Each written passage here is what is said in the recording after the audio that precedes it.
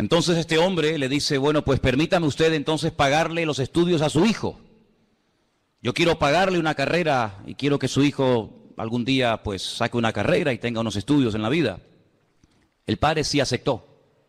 Y cuenta la historia de que este niño fue a la escuela, se graduó, fue a la universidad.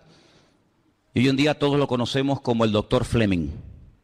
El doctor o el inventor o el creador de la penicilina. Pasaron los años y el hijo de este hombre que él había salvado cae enfermo. Y saben a quién llamaron, ¿verdad? Al doctor Fleming, que le salvó la vida.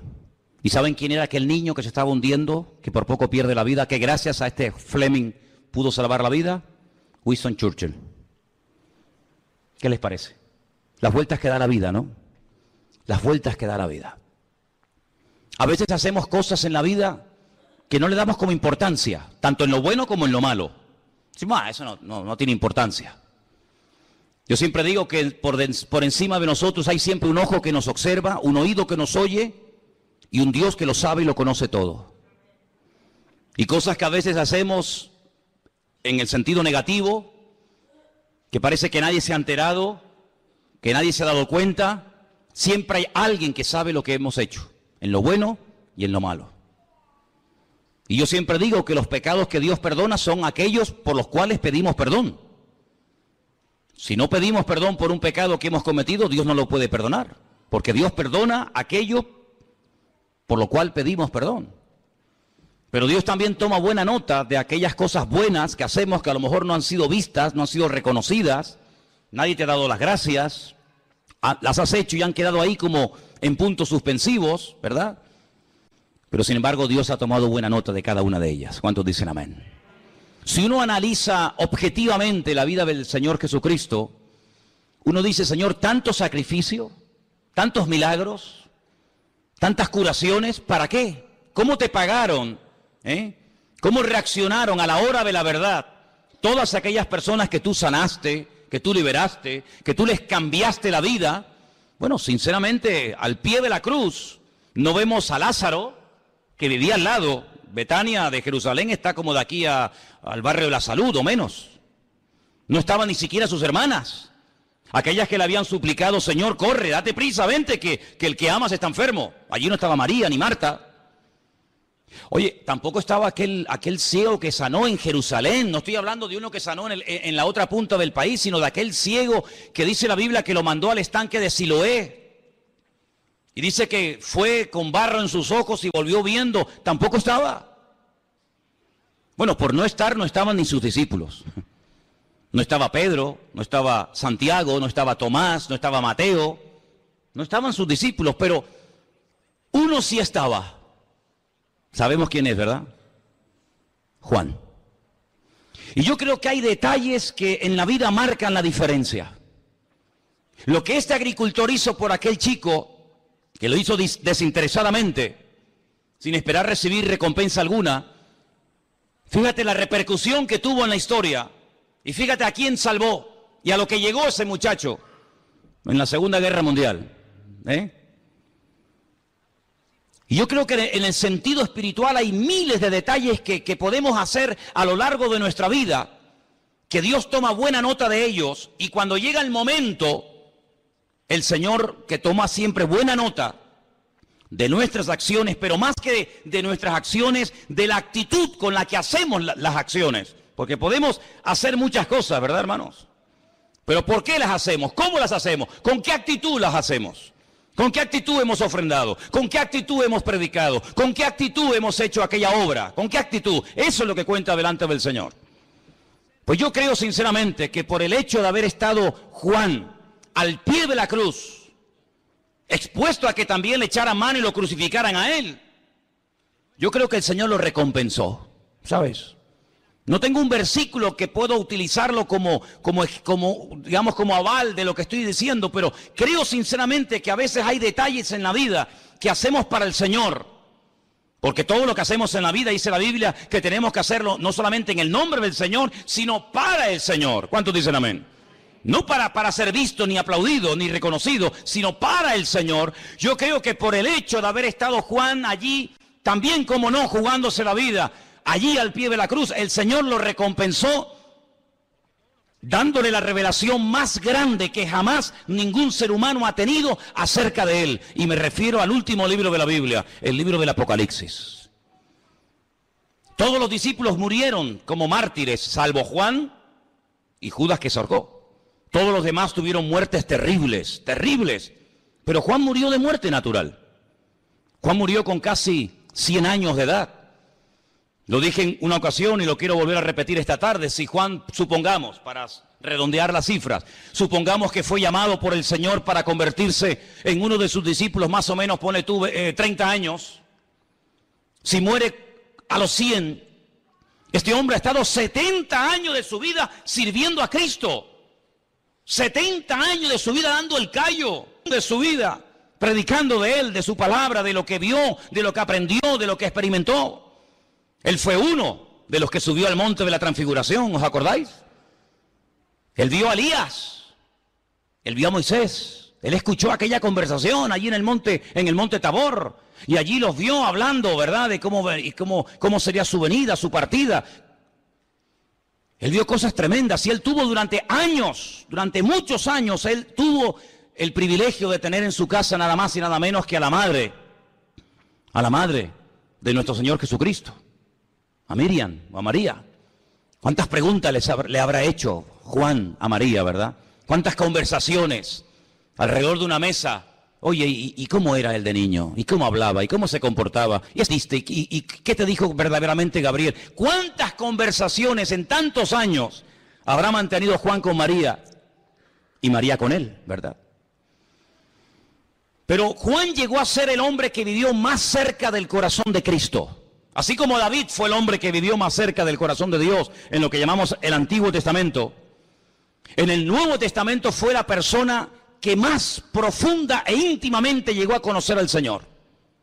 Yo también lo he dicho, esto que voy a decir ahora en otras ocasiones, pero siempre me ha llamado tremendamente la atención que la última vez que el Señor cena con sus discípulos, Él dice algo, vamos a decir, una especie de profecía, que se cumpliría al pie de la letra. Y es cuando Él dice, hay uno sentado alrededor de esta mesa conmigo que me va a entregar, que me va a traicionar. Todos los que estaban alrededor de esa mesa, salvo Juan, le hicieron al Señor la misma pregunta. Señor, ¿te refieres a mí? ¿Estás hablando de mí? Eso se lo preguntó Pedro, se lo preguntó Santiago, se lo preguntó Tomás, salvo Juan. Juan no le dijo, ¿seré yo, Señor? Sino Juan hace otra pregunta. Juan le dice, ¿quién es, Señor? ¿Quién es el que te va a traicionar? Porque yo no soy el que te voy a traicionar. Tenía una seguridad, una confianza, las ideas tan claras en aquel momento, que aunque él sabía que el Señor acababa de profetizar que alguien le iba a traicionar, que alguien le iba a vender, él sabía que él no tendría muchos defectos. De hecho, en cierta ocasión, el Señor lo apellidó a él y a su hermano, porque eran hermanos, Santiago y él, les dijo, hijos del trueno, bonarjes. Ese carácter fuerte, impetuoso que tenían en un principio, ¿verdad? Que el Señor lo fue moldeando y tratando hasta llegar a ser lo que llegó a ser. Pero él, a pesar de los muchos defectos que como cualquier ser humano podía haber llegado a tener en su vida, él sabía que él nunca iba a vender al Señor. Él nunca iba a traicionar al Señor. Por lo tanto, él le dice, Señor, ¿quién es? Y él fue el único que recibió por revelación directa del Señor quién era el traidor. Y le dijo, fíjate bien lo que voy a hacer. Al que yo le dé pan mojado en vino, ese es. Jesús moja pan en vino y le dice a Judas, Judas, toma. Lo que tengas que hacer, hijo, hazlo pronto. No lo retiene, no le dice, no, espérate un momentito, sino dice, date prisa, vamos a cumplir ya las profecías, date prisa. Así que Juan sabía perfectamente que el traidor no era ni Pedro, ni Santiago, ni él, sino que era Judas Iscariote. Y él fue allí al monte de la calavera y allí estuvo hasta el último momento y él dio testimonio de que Jesús en la cruz no se desmayó, no sufrió un desvanecimiento, sino que él murió. Dice, y mi testimonio es verdadero. Yo vi cuando le traspasaron el costado que salía agua y sangre. Y yo estaba allí al pie de la cruz. Él llegó a conocer al Señor de una forma tremenda. Sabemos que él fue una persona que el Señor lo utilizó a la hora también de escribir y de divulgar el Evangelio. El Evangelio según San Juan, ¿Quién no lo ha leído? ¿Hay alguien aquí que no ha leído todavía el Evangelio según San Juan? Pues no sabes lo que te estás perdiendo. Un evangelio precioso, ¿sí o no? Evangelio maravilloso. Empieza más o menos igual que el Génesis. Bereshit hayá, en el principio era la palabra, y la palabra era Dios. Y fíjate que su evangelio es un evangelio tan diferente a los demás, que cuando estudiamos los evangelios, al de Juan siempre se estudia aparte, porque las características que contiene el evangelio de Juan son totalmente diferentes a las que tiene Mateo, Marcos y Lucas. Él escoge 7 milagros, como también nos ha enseñado en otra ocasión. Él escoge a propósito 7 milagros que no los llama milagros, sino los llama señales. Y a través de esos 7 milagros o señales, Él intenta presentar a Cristo de una forma variada, lo más completa posible, para que la gente se haga más o menos una idea de a quién adoramos, a quién servimos y quién era realmente el Señor. Y yo les enseñé una vez un número que yo no sé si ustedes lo recuerdan. 245-66911. ¿Sois capaces de aprender ese número? Facilito, ¿no? 245-66911. A ver. Ya está. El teléfono de Juan. En esos 7 capítulos, el 2, el 4, el 5, el 6, hay 2 en el 6, 6, 9, 11... encuentras esos 7 señales o milagros que Él escoge a propósito para presentar a Cristo como si estuviéramos en esta tarde grabando el culto con 7 cámaras diferentes. Una a la izquierda, otra a la derecha, una atrás, una adelante, una arriba, una en diagonal. Cuando terminara la reunión, cuando terminara el culto, si pudiéramos ver en una pantalla todo lo que esas 7 cámaras grabaron, todas grabaron la verdad, todas grabaron el culto, pero desde diferente ángulo.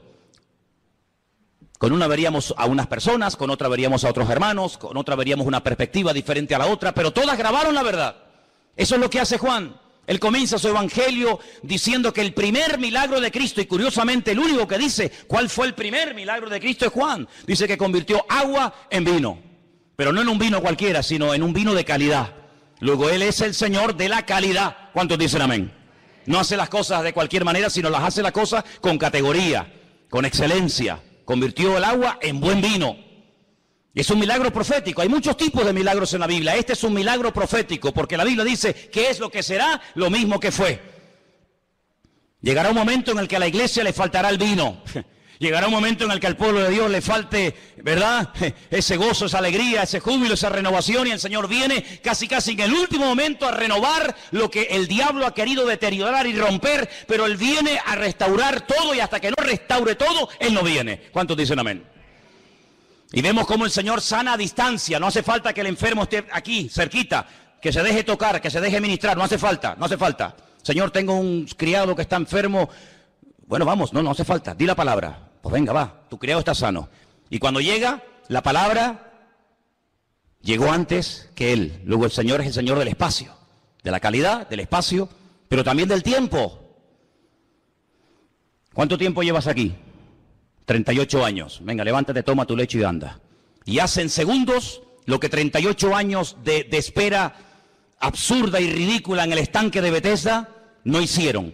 Señor de la calidad, de la cantidad, del espacio, del tiempo. En el capítulo 6 multiplica los panes y los peces, el Señor de la cantidad, camina por encima de las aguas, el Señor que domina la naturaleza. Vamos al capítulo 9, lo vemos sacando a Lázaro de la tumba, el Señor de la vida, del ciego, y finalmente en el capítulo 11 resucitando a Lázaro. Es decir, que es el evangelista que mejor y más ampliamente presenta al Señor. Y uno dice, después de haber estado 70 años sirviendo al Señor, después de haber estado predicando el Evangelio 70 años, ¿queda algo todavía por decir de Cristo? ¿Queda algo por descubrir del Señor? Por supuesto, no te quepa la menor duda. Si hay alguien entre nosotros en esta tarde que piensa que por mucho tiempo que lleves en la iglesia, por mucho tiempo que lleves convertido, ya lo sabes todo, te equivocas. Aún estamos en pañales. Todavía hay mucho camino por recorrer, hay mucha revelación por recibir, hay mucho conocimiento por adquirir, y todavía no conocemos ni la 10ª parte de lo que Él es y de lo que Él es capaz de hacer por nosotros. ¿Cuántos dicen amén? Aún faltaba el Apocalipsis, amigo. Ay, amigo. Si te quedas sorprendido con los 7 señales o milagros de San Juan, cuando te vas al Apocalipsis, ahí te pierdes. Allí dice, Dios mío, qué grande tú eres. Por ejemplo, en el capítulo 1 hemos leído esta tarde que el Señor se presenta y le dice, por ejemplo, en el versículo, vamos a leer si queréis a partir del versículo 4.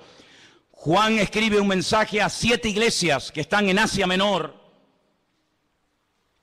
Y lo primero que les dice es del que era, o del que es, del que era y del que ha de venir. Y aquí hay un juego de palabras que no se aprecia en español, pero él juega con el verbo ser. Ajobé, Bejayá, Beyabó. Hay un juego de palabras con el verbo ser. Si era, es que es, y si es que será. En hebreo no existe el verbo ser en presente. No existe el verbo ser. Hay 2 verbos en hebreo que no existen. El presente del verbo ser y el verbo tener. No existe verbo tener en hebreo. No se puede decir yo tengo, utilizando una forma verbal, presente, pasado y futuro, sino que se emplean letras para convertir esas letras en pasado, en presente, en futuro o en algo temporal, porque lo que yo tengo es algo transitorio. ¿Qué tienes tú? Un coche, mañana te lo pueden quitar o robar. ¿Qué tienes tú? Una casa, mañana se puede quemar. Luego, el tener es algo tan absurdo, sin embargo, nos apropiamos de lo que creemos que somos y de lo que creemos que tenemos, y ni somos ni tenemos, porque el único que es y el único que tiene es el Rey de Reyes y el Señor de los Señores. No hay nadie más que Él. Pero cuando Él se presenta en el libro del Apocalipsis, dice, es que yo era. Y hay un momento en su ministerio que Él dice, yo era antes de Abraham, y le dicen, pero si tú no tienes ni 40 años, ¿cómo que tú eres antes que Abraham? Claro, ¿con quién te crees que caminaba y hablaba Abraham? ¿Quién te crees que se presentó en la casa de Abraham y le dijo, el año que viene vas a ser padre y tu mujer vas a dar a luz? ¿Quién te crees que fue a decírselo? ¿Quién te crees que fue? Adoní, mi señor.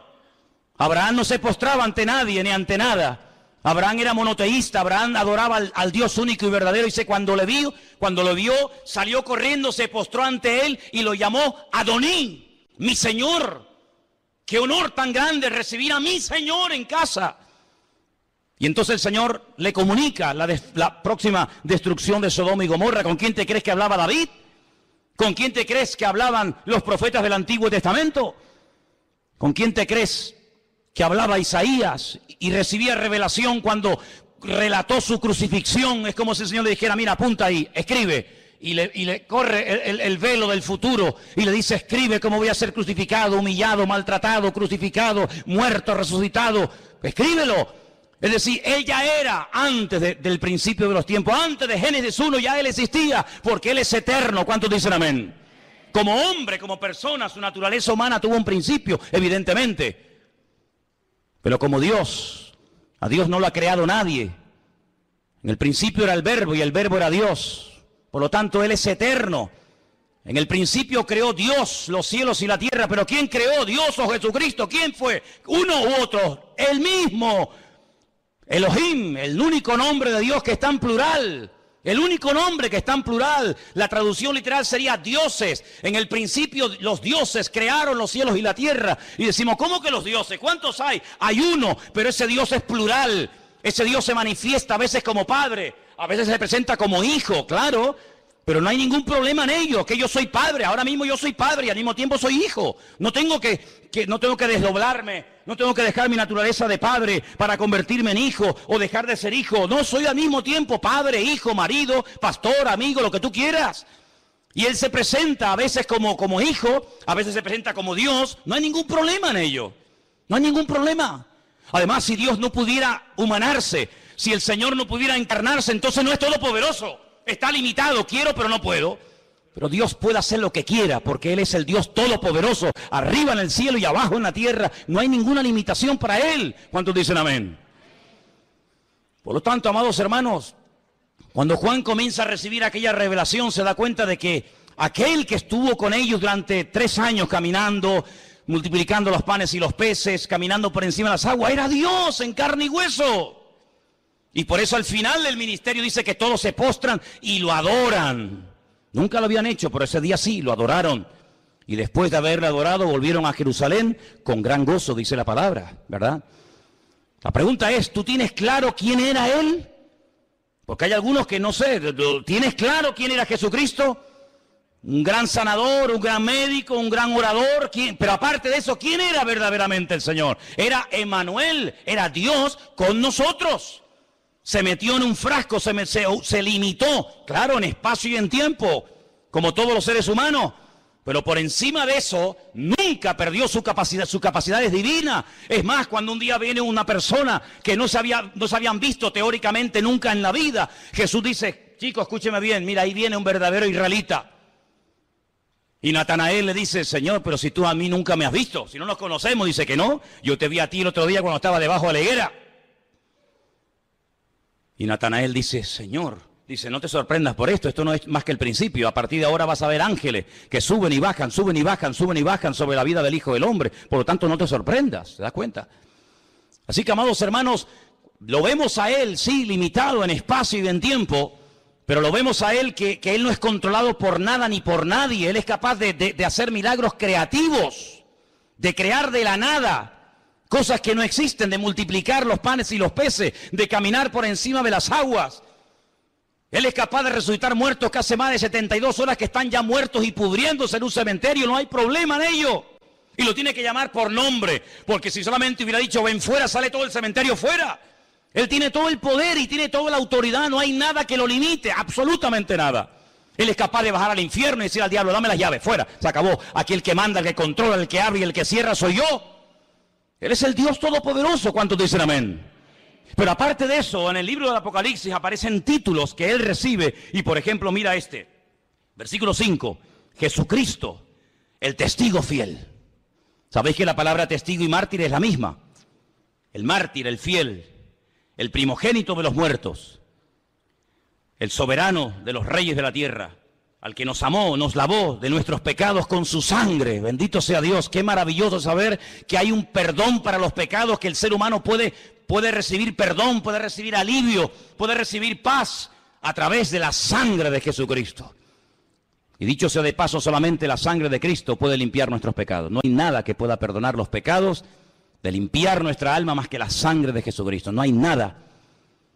Todos aquellos animales que se mataban en el Antiguo Testamento eran símbolo, tipo de a ese sacrificio perfecto que Él haría cuando Él viniera. Dice la Biblia en el libro de Hebreos, si aquellos animales limpiaran verdaderamente los pecados, ¿para qué tienen que ir todos los días, todas las semanas, todos los meses, toda la vida a presentar y matar, animales? Pero Él se presentó una vez y con ese sacrificio ya está, se acabó. Murió por los que habían muerto, murió por los que vivían y murió anticipadamente por los que aún no existían, pero sabía el Señor que necesitarían también redención en el futuro. Un sacrificio perfecto y una vez y para siempre. Y dice, y aparecerá por segunda vez sin relación en absoluto con el pecado, sino vendrá para otra cosa. Primero vendría como cordero para sufrir, para morir, para pagar el precio de nuestros pecados. Y la segunda vez vendría como un león, como rey triunfante y glorioso. Pero dice en el versículo 6, y nos hizo reyes y sacerdotes para Dios, su Padre. A Él sea la gloria e imperio por los siglos de los siglos. Amén. Ahora dice, he aquí que viene con las nubes. Y todo ojo le verá. Y mira tú por dónde, ahora añade a esa frase de y todo ojo le verá, añade algo muy interesante. Dice, y los que le traspasaron. Aquellos que le clavaron aquellos clavos en sus manos y en sus pies, cuando Él venga, ellos también le verán. Es interesante, ¿no? Es interesante. Aquellos que le crucificaron y que le martirizaron también lo verán. Pilato volverá a presentarse delante de él, pero en esta vez al revés. No eres tú el que me juzgas a mí. Ahora soy yo el que te juzgo a ti. Y aquella pregunta que tú me hiciste hace 2000 años atrás, que no te contesté, ahora te la voy a contestar. ¿Y qué es la verdad? Y cuando Pilato lo vuelva a ver a él en persona, él mismo se responderá, la verdad eres tú, Señor. ¿Cuántos dicen amén? ¿Qué te parece? Y dice aquí, y todos los linajes de la tierra harán lamentación por él. Sí, sí, amén. Y ahora dice, yo soy el alfa y la omega. La alef y la taf, ¿no? Sería en hebreo.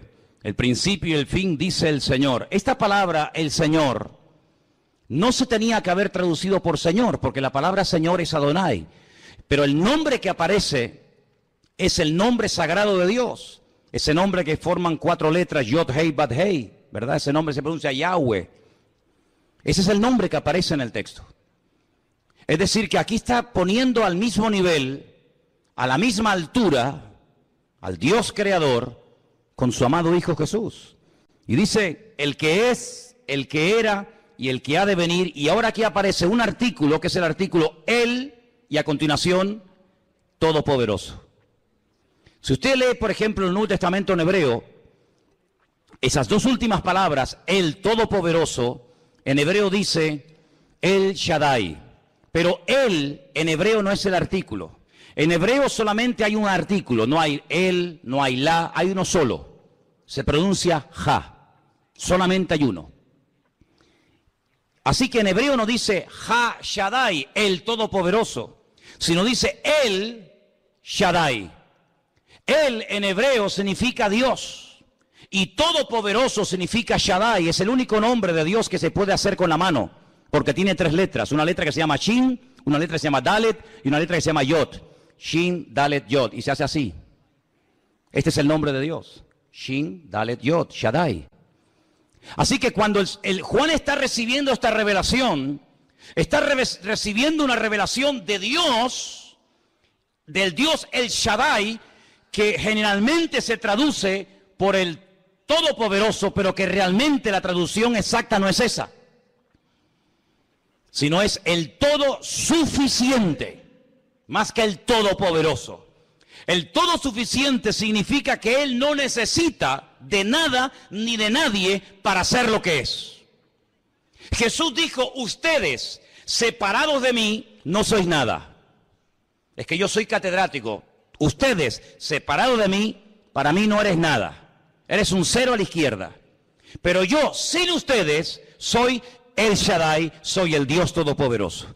Él no necesita ni de los ángeles, ni de los pastores, ni de la iglesia, ni de Israel, ni de la creación, ni de nada, ni de nadie para hacer lo que Él es, ni para hacer lo que Él hace. Porque Él es todo suficiente. Él no necesita materia prima para crear. Él es capaz de crear con el poder de su palabra. ¿Cuántos dicen amén? Es interesante que cuando Él crea al hombre, lo crea lo más parecido a lo que Él era. Pero hay atributos intrínsecos de Dios que no los transmite al hombre. Hay cosas que son de la naturaleza divina que nunca formaron parte de la naturaleza del hombre, en este caso de Adán. Y es el poder creativo. Dios no se lo confirió, Dios no le permitió al hombre tener poder con la palabra. Pero Dios sí, Dios crea con la palabra, sea la luz. Y la luz se produce. Esas palabras que Dios pronunciaba se cristalizaban, se materializaban, se hacían realidad cuando Dios las pronunciaba. Pero esa palabra que Dios pronunciaba se terminó escribiendo. Así que no solamente Dios hablaba y la palabra se materializaba, sino que esa palabra Dios permitió que se escribiera. Y nosotros tenemos en nuestras Biblias docenas, cientos, miles de conversaciones, de expresiones, de palabras que Dios proclamó, pero que ahora las tenemos por escrito. Es decir, si la palabra cuando salía de los labios de Dios tenía y tiene poder, amén, no mengua el poder de Dios porque esa palabra ahora se ha escrito y se ha llevado a una imprenta y se ha puesto en papel y tinta. Contiene exactamente el mismo poder que tenía y tendrá siempre. Lo cual quiere decir que si en un momento de necesidad, de enfermedad, de problemas, de crisis, de angustia o de lo que sea, nosotros como pueblo de Dios nos encontramos en una situación difícil, crítica, podemos echar mano a un poder que es el poder más grande que existe sobre la faz de la tierra, y es el poder de la palabra de nuestro Dios. Jesús nos da un ejemplo cuando Él se va al desierto voluntariamente y está allí 40 días permitiéndole al diablo tentarlo. Cuando Satanás venía con sus tentaciones y con sus propuestas y con sus ofertas, porque eso es una tentación, es una oferta. Yo te ofrezco algo mejor que lo que te ofrece tu Dios. Tú hazme caso a mí, que lo mío es lo verdadero y lo bueno, lo que Él te ha dicho no le hagas caso. Eso es una tentación, es una oferta, Es llevarle la contraria a Dios. Dios, ¿qué te ha dicho? Blanco, no, eso no es el negro. ¿Qué te ha dicho? Negro, no, es el blanco. ¿Qué te ha dicho? Por la izquierda, no, es por la derecha. Luego, el Señor se expone voluntariamente a decir, Venga, atácame. Venga, tiéntame. ¿Con qué me quieres tentar? Fíjate, la primera tentación que le lanza, sabiendo de quién se trata, jamás el diablo nos tentaría a nosotros con ese tipo de tentación, porque él sabe que para mí no es una tentación poder convertir piedras en pan. ¿O usted tiene poder para convertir piedras en pan? Si tuviéramos poder para convertir piedras en pan, el horno del pan se va al garete. ¿Para qué voy a la panadería a comprar pan? Si yo digo, a ver, tráeme un par de piedras. A ver, oramos panes. ¿Qué quieren? ¿De barra? ¿Baguette? ¿Cómo la quieren? ¿Redondita? Para nosotros no es una tentación, pero para él sí lo era. Porque el diablo, que no es tonto, sabía que el Señor tenía hambre. Sabía que el poder de la palabra de Dios tiene poder creativo, porque ya lo hizo en el pasado. Y como en él no hay sombra de variación, si él fue capaz de crear con el poder de su palabra, ahora lo puede volver a hacer. Por eso, convierte las piedras en pan y demuestra de esa manera que tú eres quien dices que eres. Pero el Señor no entró al trapo, sino que el Señor utilizó su palabra, que es la espada del Espíritu, y le dijo, no solo de pan vivirá el hombre. Escrito está, no solo de pan vivirá el hombre. Y os dais cuenta de que el Señor Jesucristo no peleó cuerpo a cuerpo con el diablo. El Señor Jesucristo no entró en discusiones porque tú dijiste, porque yo te dije. No, sino echa mano del poder más grande delegado en este mundo, que es el poder de la palabra de Dios. Luego, lo que tú llevas en tu mano, en tu bolso, en la guantera de tu coche, lo que tú tienes encima en este momento es dinamita, mi hermano. Es un poder impresionante que el diablo lo conoce y lo sabe más que tú.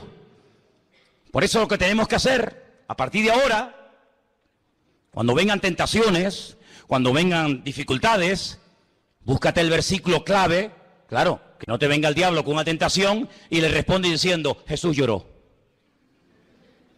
No, porque eso no pega ni con cola, hijo. ¿Me entiendes? Sino tienes que conocer la palabra y echar mano del tesoro de tu corazón. Y decir, un momento, amigo, que hay un texto que viene ahora de perla, y entonces sacas el texto idóneo y rácata, le pegas al diablo y lo desbarata. ¿Por qué? Porque el poder de la palabra está en ella. ¿Cuántos dicen amén?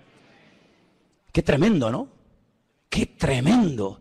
No me ha dado poder creativo a mi palabra, pero como su palabra mora en mí, cuando su palabra sale de mí como instrumento, tiene el mismo efecto y la misma repercusión en el mundo natural y en el mundo espiritual que en la época del Señor, que en la época del Antiguo Testamento, porque su palabra no ha cambiado. El cielo y la tierra pasarán, pero su palabra siempre permanecerá. Apláudale fuerte al Señor en esta tarde, hermano.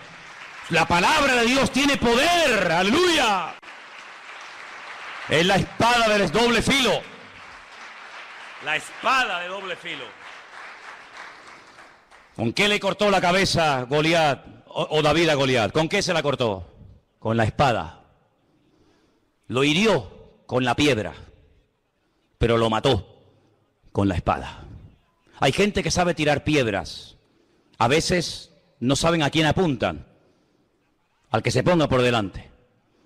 Pero si tiras piedras contra el enemigo, recuerda después utilizar la espada del Espíritu, porque la piedra era para tumbarlo, pero la espada era para rematarlo. Y eso es muy importante, que en la vida cristiana no dejes cabos sueltos. No digas, ay, ya no voy a fumar más. Señor, soy libre, pero tienes el cartón de Winston ahí dentro de la mesa noche. Le has pegado una pedrada, te sientes fuerte, estás eufórico, hoy estás subidito de fe, vas por la vida sacando las plumas del pavo real y sales del culto que me voy a comer. Sí, pero allí tienes en el cartón lo tienes allí en la mesa noche, y llega un día, un bajón, te critican, te sale mal el negocio, no te salieron las cosas como tú esperabas, y entonces dices, bueno, total, una vez el Señor sabe, y ahí lo tienes. ¿Por qué? Porque hay que utilizar la espada y rematar la faena. Y nunca mejor dicho. ¿Cuántos dicen amén? Ahora fíjate qué interesante. El Todopoderoso. Ese Dios todopoderoso, todo suficiente, que no necesita de nada ni de nadie, se humilla y se rebaja de tal manera que llega a pedir oración a los que él creía que eran los más espirituales del grupo. Pedro, Jacobo, Juan, ¿podéis orar por mí esta noche? ¿Nosotros por ti? Sí, porque hoy, en esta noche, en este momento, mi alma está triste hasta la muerte. ¡Qué humildad del Señor! ¡Qué humildad de pedir oración! El infierno estará lleno de soberbios y de orgullosos que no quieren reconocer ni dar su brazo a torcer, que ya se pueden estar ahogando, ya se pueden estar hundiendo, pero siempre dan la imagen de que yo puedo y de que yo controlo. Sin embargo, el mismísimo Señor Jesucristo dijo, hoy pido oración. Hoy no voy a orar por los enfermos, hoy no voy a orar por ustedes, hoy les pido a ustedes que oren por mí. Y para entrar en Jerusalén pidió prestado un burro. Y para poder celebrar el pan y el vino, la Pascua, tuvo que pedir una casa prestada. ¿Y cuántas veces el Señor, hermano, como humano, 100% que era, abre su corazón y a veces hasta le tiene que pedir a una mujer, cosa que en aquel tiempo era algo terrible, y encima samaritana, decirle, me das un poco de agua, porque dice que venía cansado del camino, porque venía desde Jerusalén subiendo hacia Galilea. Y la mujer se le queda sorprendida diciendo, ¿quién tú? Tú, judío, hombre, varón, a mí, samaritana, pedirme un vaso de agua, cuando primero hombres y mujeres no se hablan nunca, ni en público ni en privado. Segundo, soy samaritana, tú eres judío. Sabes que entre nosotros hay un pique que no nos podemos ver en pintura, ni nosotros a ustedes, ni ustedes a nosotros. ¿Cómo me pides a mí un vaso de agua? Y el Señor, en vez de entrar en esa polémica absurda y ridícula, le dice, es que yo te estoy pidiendo a ti un vaso de agua. Pero si tú supieras quién te lo está pidiendo, tú a él le pedirías agua viva. Y ahí comienza una conversación que todos conocemos, que fue una conversación tremendamente interesante, donde al final termina el Señor descubriendo su corazón, pero de una manera tan maravillosa que le dice, vete y tráeme a tu marido, que quiero hablar también con él. Y le dice, Señor, es que no tengo marido. Bien has dicho, mujer, porque ya llevas 5, No sé si es que te los comes, si los pones en la picadora y los trituras, yo no sé lo que haces con ellos, pero ya has tenido 5, 5, Y el que ahora tienes tampoco es tu marido. Eres una ladrona que va saltando de cama en cama, robándole los hombres a las mujeres casadas. Por eso te vienes a las 3 de la tarde, al pleno sol del día, para que las mujeres no te vean. Pero yo estoy aquí esperándote. Pero yo no he venido para condenarte. Yo he venido para darte vida y para darte vida en abundancia. Qué tremendo, hermanos. Ese Dios todopoderoso se rebaja y nos pide a nosotros, los seres humanos, que estemos con Él una noche orando por Él, que le demos un vaso de agua, que le abramos la puerta de nuestra casa para poder celebrar la Pascua y tantos detalles. La cuestión está en que en este libro del Apocalipsis, Juan nos va a presentar al Señor de una forma tan impresionante que no hay en toda la Biblia, desde el Génesis hasta el Apocalipsis, no hay un libro, juntándolos todos, que te aporte tanta revelación, tanta sabiduría, tantas cosas interesantes de su naturaleza y de su carácter, como en el libro del Apocalipsis. Fíjate que, por ejemplo, si seguimos leyendo en el versículo 9, Juan estaba en la isla de Patmos no de vacaciones, no estaba haciendo turismo, sino que estaba allí desterrado, dice, por causa de la palabra, estaba en Patmos por el testimonio de Jesucristo, pero él no estaba en una actitud de queja, él no estaba en una actitud de lamento, él no estaba despotricando contra todo. Fíjate tú, con casi 100 años de edad, mira la que se me ha venido encima. No, sino él está en el Espíritu, en el día del Señor. Como tenemos que estar todos y cada uno de nosotros, en el Espíritu, conectados con Él. Y como estaba bien, estaba alineado con el Señor, oyó la voz del Señor. Hay gente que dice, es que yo no oigo a Dios. Claro, pues si estás en la carne todo el día. Si estás en la carne. Si es que apenas oras, apenas te congregas, apenas sabes algo de la Biblia. ¿Cómo te va a hablar Dios a ti? Es que aunque te hable no te enteras, porque estás en otra frecuencia. Pero mira cómo a este le hablaba y oía. Mira cómo a este le habla y sabe que es el Señor. ¿Por qué? Porque estaba en el Espíritu. No estaba despistado y mira que tenía motivos para quejarse, para lamentarse. No, él estaba en línea con el Señor y el Señor le habla. Y entonces el Señor le dice, yo soy el alfa, el omega, el primero, el último. Y le dice, escribe en un libro lo que ves, envíalo a las iglesias que están en Asia. Y ahí menciona las famosas 7 iglesias del Apocalipsis. Pero en el verso 12 dice, y me volví. Luego el Señor le estaba hablando detrás y él se tuvo que volver. No hay momentos en la vida, ¿no crees que puede haber momentos en nuestra vida, en nuestra relación con el Señor, en el que a lo mejor vamos demasiado rápido y lo hemos dejado a Él atrás? Porque vas a ver más adelante, si lees en el capítulo 3, que hay una iglesia que empezó el culto. Empezó el culto como nosotros esta tarde, cantando, alabando a Dios, un mensaje, una predicación, tal vez un testimonio, yo qué sé. Y dice la Biblia que el Señor se presenta a esa iglesia y está llamando a la puerta y dice, oye, que si alguno oye mi voz y abre la puerta, entraré a Él, cenaré con Él y Él conmigo. Y si habían dejado al Señor fuera y había comenzado la reunión y la iglesia no se había dado cuenta de que el Señor estaba fuera, mi pregunta es, ¿a quién le estaban cantando entonces? Luego existe la posibilidad de estar cantándole al aire. Existe la posibilidad de haber perdido la gloria, la presencia del Señor por el camino y no haberse ni dado cuenta. Porque no es el primero ni el último caso de personas que incluso iban a la guerra creyendo que Dios iba con ellos. Y ya yo hacía mucho tiempo que no estaba con ellos. ¿O qué te crees? ¿Que Dios está contigo porque lees la Biblia y vienes aquí? No, es mucho más serio que eso. Anoche pecando con Dalila y mañana enfrentarme a los filisteos. ¿Pero tú de qué vas? ¿Tú te crees que esto es posible? Y el Espíritu del Señor se apartó de él y él no se había dado cuenta. Increíble. Por eso hay momentos que hay que pararse y decir, oye, estoy haciendo las cosas decentemente y con orden.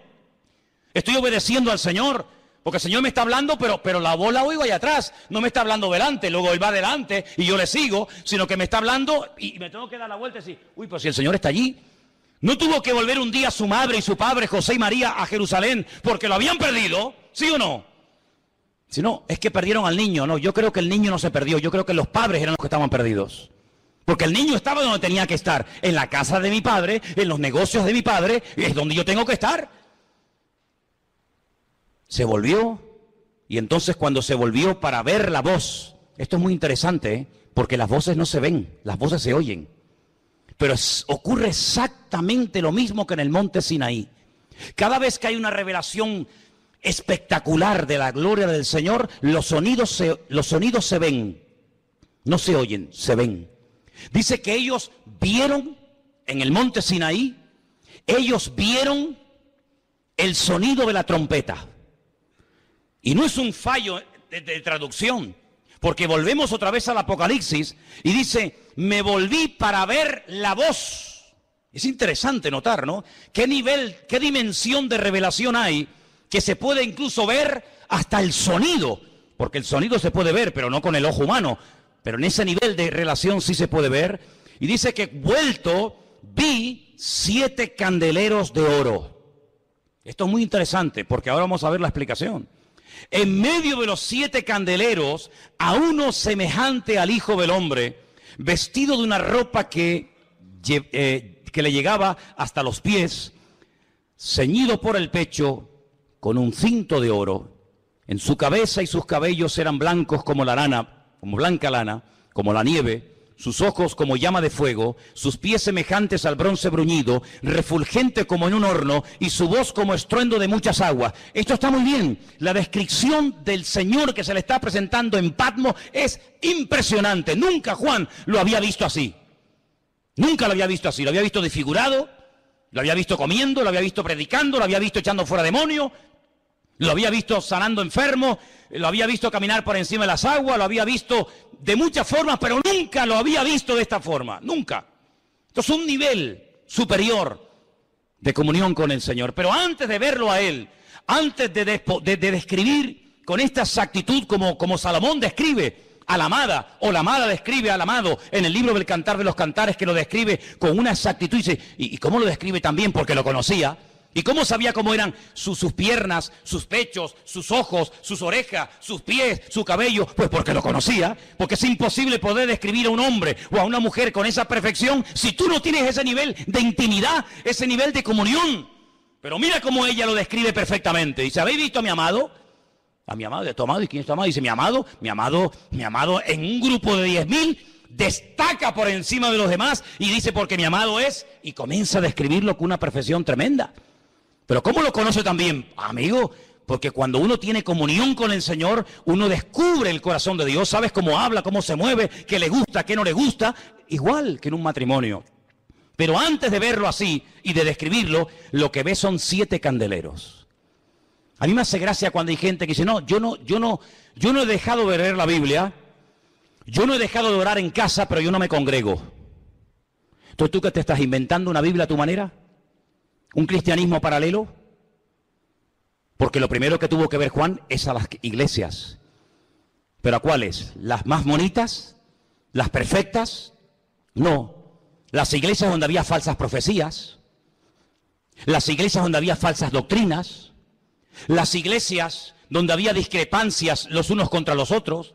Las iglesias que decían, nos hemos enriquecido, de ninguna cosa tenemos necesidad. Y el Señor dice, ¿que no tenéis necesidad de nada? Si sois pobres, ciegos, desnudos y venturados, que no sabéis nada.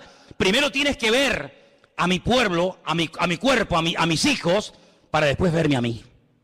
Hay muchos que quieren solamente tener una comunión con Él, pero dice la Biblia que si alguno dice que ama a Dios y aborrece a su hermano, tú eres un mentiroso.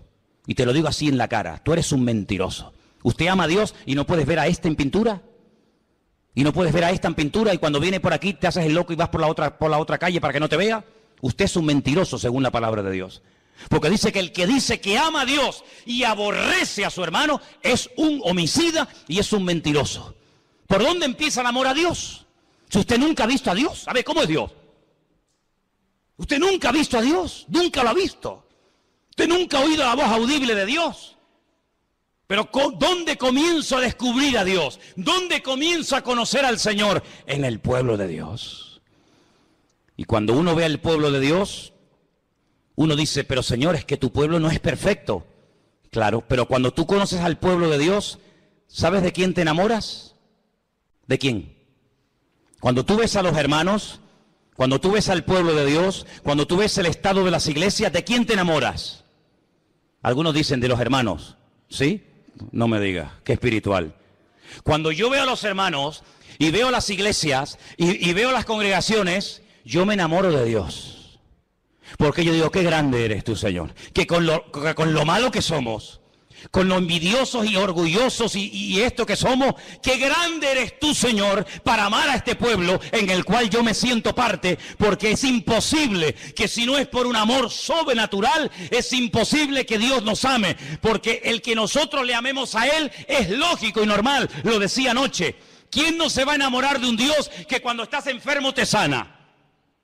¿Quién no se va a enamorar de un Dios que cuando caes te levantas? ¿Quién no se va a enamorar de un Dios que cuando te sientes solo te hace compañía? Es normal, pero ¿quién se va a enamorar de un pueblo como nosotros?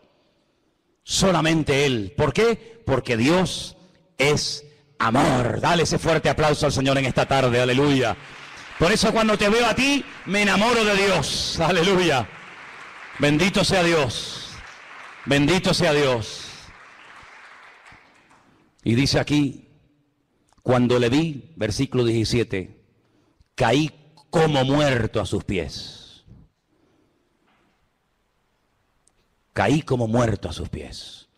Aquel que fue capaz de recostarse sobre el pecho del Señor, nivel de comunión y de intimidad alucinante, ahora le ve y no puede resistir la gloria, la presencia del Señor, y dice que cae como muerto a sus pies. Pero el Señor pone su diestra sobre mí y me dice, no temas, yo soy el primero y el último, el que vivo y estuve muerto, mas he aquí que vivo por los siglos de los siglos. Amén. Tengo las llaves, aleluya. Tengo las llaves de la muerte y del Hades. Escribe las cosas que has visto, las que son y las que han de ser después de estas. Y ahora le explica lo que vio al principio de la visión. El misterio o la explicación de las 7 estrellas que has visto en mi diestra y de los 7 candeleros de oro es el siguiente. Toma nota. Las 7 iglesias son los ángeles de las 7 iglesias y los 7 candeleros que has visto son las 7 iglesias a las cuales él les escribe en el libro Apocalipsis. Éfeso, Mirna, Tiatira, Pérgamo, la Odisea, etcétera, etcétera. Por lo tanto, amados hermanos, estamos viviendo en unos tiempos en los que no podemos separar lo que es el pueblo del Señor del pueblo. No podemos crearnos un evangelio ni una Biblia diferente a la que tenemos. La vida cristiana no se ha diseñado por el Señor para vivirla independientemente los unos de los otros, sino el Señor nos ha diseñado como nos diseñó el cuerpo humano, en una interdependencia los miembros los unos de los otros tremendo. De tal manera que todos los miembros de nuestro cuerpo se necesitan los unos a los otros. Y hay de un miembro de nuestro cuerpo que por lo que sea, por enfermedad, por deterioro, por lo que sea, se enferma, se estropea, se enferma. Tenemos un problema tremendo. Porque no hay ningún miembro de nuestro cuerpo que haya sido creado para sustituir a otro. Por eso a veces hay que poner prótesis. Por eso a veces hay que poner trozos de vena o corazones, a veces hasta de plástico, y a veces hay que poner piernas y brazos. ¿Por qué? Porque el ser humano no es como un pulpo que pierde un brazo y a los 3 meses tiene otro, o como un lagarto que sale corriendo y deja la cola para que no lo mate y a las pocas semanas tiene otra cola. El ser humano no, lo que pierdes ya no lo puedes recuperar más. La única forma de poder recuperar el gozo perdido, la victoria perdida, la fe perdida, la unción perdida, es buscándolo a Él, porque no te puedes regenerar a ti mismo. Y por eso, amados hermanos, tenemos que depender diariamente del Señor, porque nuestro amor, nuestra fe se agota, nuestra paciencia tiene un límite, nuestro conocimiento llega un momento que digo, Señor, yo ya no puedo meter más en la cabeza, ya no me cabe más. Pero el Señor dice, venid a mí, los que están cargados, los que están agobiados, trabajados, dice que yo lo primero que voy a hacer es hacerles descansar. Y creo que en estos tiempos tenemos que aprender a descansar ¿en qué? En Dios. Ahora en estas últimas semanas se está oyendo hablar mucho acerca de política. Habéis visto, ¿no? En los bares, en las familias, en las casas, incluso aquí hasta a veces en la iglesia, ¿no? Me escucha gente hablando de política, y algunos tienen esperanzas de que, bueno, si ahora entra fulano o entra mengano, ¿sabéis una cosa? Yo no tengo esperanza, ni confianza, ni fe en ninguno. En ninguno. Maldito el hombre que confía en el hombre. Y algunos, como si le dieran comisión, ¿no? Algunos hablan como dicen, bueno, pero a ti te dan comisión por lo que estás diciendo. Si usaras la misma verborrea y el mismo entusiasmo para defender el Evangelio de Jesucristo como defiendes a fulano, a mengano, tendríamos que levantarte un altar o darte el premio Nobel, ¿no? Yo no defiendo a nadie. Porque todos mienten, porque todos van a lo suyo. Y porque al único que tenemos que adorar, honrar y agarrarnos fielmente, porque ese sí que promete y cumple, ese sí que promete y cumple, es el Señor de señores y el Rey de reyes. Y tenemos que partir de la base que la historia, quien la controla no es tú ni yo. La historia, las naciones, los pueblos, quien quita, quien pone, es el Eterno, el Señor. ¿Quién puso a Faraón en Egipto? Dime. Puso un faraón bueno y allí se iban todos. Y puso un faraón malo, ¿sí o no? Y hay momentos que hay que ir a Egipto y momentos que hay que salir de Egipto. Amigo, ¿quién levantó a Nabucodonosor? ¿Quién levantó a las autoridades del pasado, del presente y del futuro? ¿Quién es el que quita, el que pone, el que cierra y el que abra? ¿Quién? Dios. Dios es el que quita y el que pone. Y nuestra obligación, hermanos, es orar para que la voluntad de Dios se haga. Y si tiene que entrar fulano, o salir mengano, o entrar este, o entrar el otro, a mí me da igual. Porque yo sé en quién he creído. Y yo sé que a veces, para que el pueblo de Dios se acerque más al Señor, se tienen que poner las cosas difíciles. Tenemos la tendencia, los cristianos europeos, tenemos la tendencia, las iglesias de Europa, de esta parte del mundo, de orar para que no vengan cosas malas, de orar para que no venga persecución, de orar para que todo vaya mejor, de orar para que entre el mejor, el más no sé qué. No me digas. Y sin embargo tú analizas cómo está el nivel de la iglesia en otras partes del mundo y le ha pasado por encima a la iglesia de Europa. Países donde hay guerras, persecuciones, matanzas, crucifixiones, hermanos degollados. Y sin embargo no dejan de orar y de buscar al Señor. He estado en lugares donde no hay la libertad que tenemos aquí, bueno, la supuesta libertad que tenemos aquí. Y sin embargo he visto un nivel de fe y de crecimiento y de madurez mucho más elevado que el que tenemos aquí con toda la famosa democracia y con todas las historias. Por lo tanto, amados hermanos, al que tenemos que buscar es al Señor. Buscarlo a Él, que se haga la voluntad de Dios. Y si Dios tiene que levantar a un Nerón, que lo ponga el Señor. Y si Dios tiene que quitarlo, pues que lo quite. Y si Dios tiene que levantar a un Ciro, como levantó en el Antiguo Testamento a un rey pagano, para financiar la obra de Dios, pues que lo levante. Así que, amados hermanos, pongamos la confianza en el Cristo resucitado, porque Él no está muerto, Él está vivo. No pongas la confianza en la pensión, no ponga la confianza en sus ahorros, pon la confianza en Dios. Porque muchos en este país pusieron su confianza en sus ahorros, en su plan de pensión, y mira cómo están, gritando, desesperados por las calles, pidiéndole al hombre que le devuelva lo que el hombre le quitó. Pero lo que Dios te da, nadie te lo puede quitar. Mira la jubilación de Juan, mira la jubilación de nuestro hermano Juan, 100 añitos, 100 años, solito en la isla de Patmos, pero teniendo las revelaciones más espectaculares que ni Daniel, ni Jeremías, ni nadie en la Biblia tuvo las revelaciones que él tuvo. ¿Por qué? Porque estaba en el Espíritu en el día del Señor. Así que quiero que en esta tarde oremos, cierres tus ojos un momentito y le pidas al Señor que en estos tiempos difíciles y raros y extraños de cambios o de posibles cambios,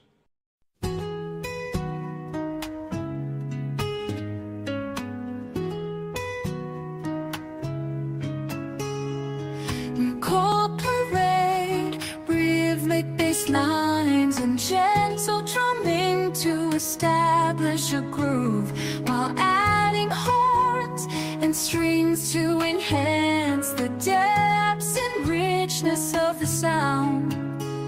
Focus on crafting a relatable and uplifting message that resonates with listeners, inviting them into an intimate and warm musical experience. Incorporate with a relaxed yet engaging rhythm.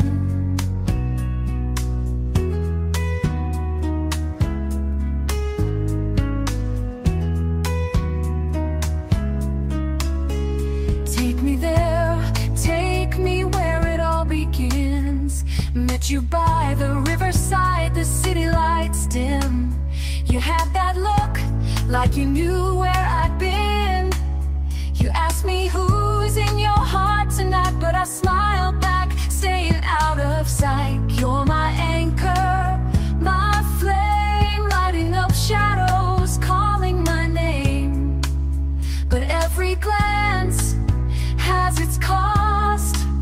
In this game, someone's bound to get lost. I'm treading water in my own eyes. Told you I'd be better, but I still hide a tangled heart, a twisted mind. I'm here for now, but gone in time. In a crowded room, he's pulling me close, but your memory lingers like a ghost. Whiskey glasses and smoky air. I try to forget, but you're everywhere. You'd ask me to stay, see things through, but I'm running from me, not just from you. I'm treading